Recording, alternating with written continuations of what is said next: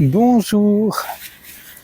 Alors aujourd'hui, je vais lire des extraits de Yuji, de ce livre. Je ne sais pas si je l'ai déjà présenté, celui-ci. Donc, Le dos au mur, le mythe de la perfection, donc Yuji Krishnamurti, aux deux océans, deux extraits. Voilà, le premier. Il faut être lucide. Que voulez-vous?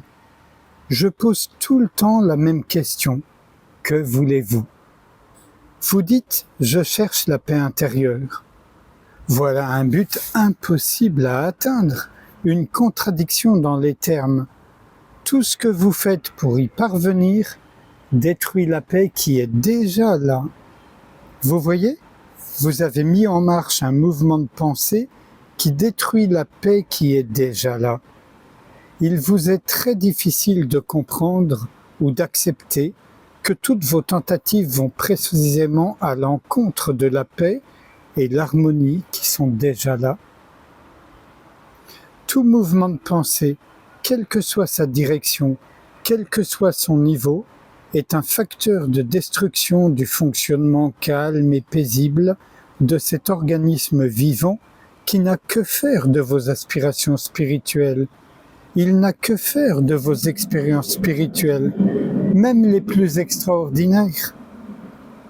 Une fois que vous avez eu une expérience spirituelle, vous en désirerez forcément une autre, puis une autre, et finalement vous allez vouloir vivre en permanence dans cet état. Il n'y a rien de tel, le bonheur éternel, la félicité éternelle n'existe pas. Vous y croyez parce que c'est ce qu'on vous a dit dans tous ces livres que vous lisez. Pourtant, vous savez parfaitement que votre quête n'aboutit à rien. C'est ce mécanisme qui a été mis en route, cet instrument que vous utilisez, qui vous fait continuer dans cette direction parce que c'est la seule chose qu'il puisse faire. Il est le résultat de tant d'années de dur travail, d'efforts et d'exercices de volonté. Vous voulez que vos efforts amènent un état au-delà de l'effort. Ça ne marchera pas. Ne vous mettez pas martel en tête à propos de l'état au-delà de l'effort. Il n'y a rien de tel. Vous voulez atteindre le sans effort par l'effort? Comment diable allez-vous y arriver? Vous oubliez que tout ce que vous faites, tout mouvement de pensée, tout besoin, tout désir de quoi que ce soit est effort. On ne peut pas arriver à l'état sans effort par l'effort. Essayer de ne plus faire d'effort est un effort en soi. C'est à devenir fou en vérité. Vous ne vous êtes pas mis dans cette impasse. Si ça arrive pour de bon, alors vous allez vraiment devenir fou et ça vous fait peur. Rendez-vous compte que tout ce que vous faites pour arriver à cet état sans effort, pour quelque raison que ce soit, est un effort. Même le désir d'éviter l'effort est aussi effort. On peut appeler état sans effort l'absence totale de volonté et d'effort, mais ce n'est pas quelque chose qu'on peut atteindre par l'effort. Si seulement vous pouviez comprendre l'absurdité de votre quête. Changez de technique, changez de maître, vous n'arriverez à rien. L'obstacle qui vous bloque n'est rien d'autre que la méthode en quoi vous mettez tous vos espoirs. Voilà votre problème. Peu importe le maître que vous suivez. Si vous remettez en question son enseignement, vous n'aurez pas d'autre choix que de le remettre en question lui aussi. Mais le doute vous saisit alors. C'est de ma faute. Un jour j'y arriverai. Si vous ne comprenez rien aujourd'hui, demain ce sera la même chose. On comprend quand le besoin de comprendre n'est plus là, maintenant ou la semaine prochaine. Il n'y a rien à comprendre, voilà. Et un autre extrait. Votre esprit, mon esprit, ces choses-là n'existent pas. Peut-être y a-t-il une conscience cosmique où toute la connaissance et les expériences qui l'accompagnent se sont accumulées et ont été transmises de génération en génération. Nous avons besoin de cet esprit conscience pour fonctionner en ce monde, d'une manière saine et intelligente.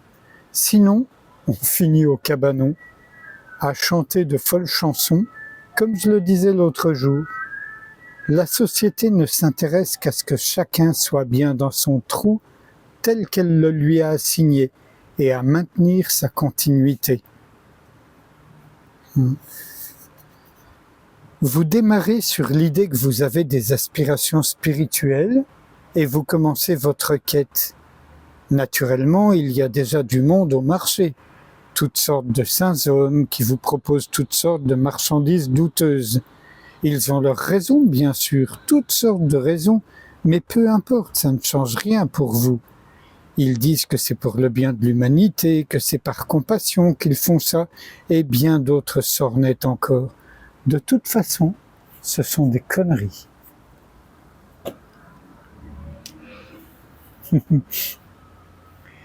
Et sans réfléchir à ce qui vient d'être lu, même si ça peut provoquer des échos ou des remous, je vous invite à ce qu'on ne fasse rien.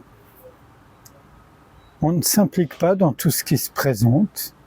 Ça peut ressembler à un effort, c'est le seul effort auquel je consens, c'est de ne pas s'impliquer. Dès qu'on a compris, il n'y a plus le moindre effort pour ne pas s'impliquer, parce qu'on a la vision claire à la fois de ce que nous sommes vraiment et du fonctionnement de la pensée, etc.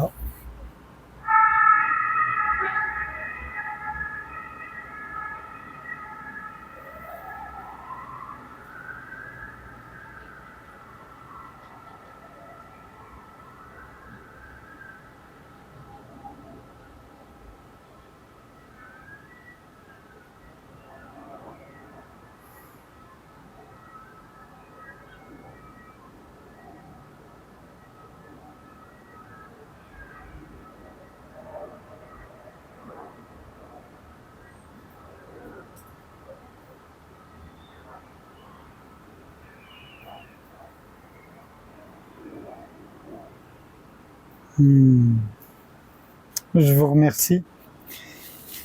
À bientôt.